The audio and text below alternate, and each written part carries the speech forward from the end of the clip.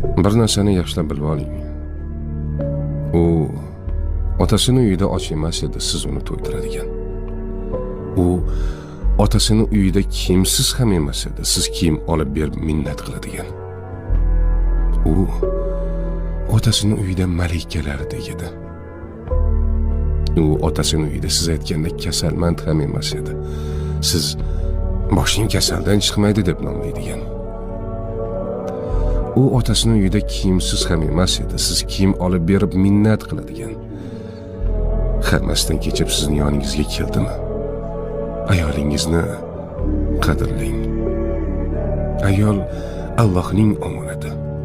Uni xo'rlash omonatga xiyonatdir. Omonat qilib bergan zot bir kun omonatning ustida albatta hisob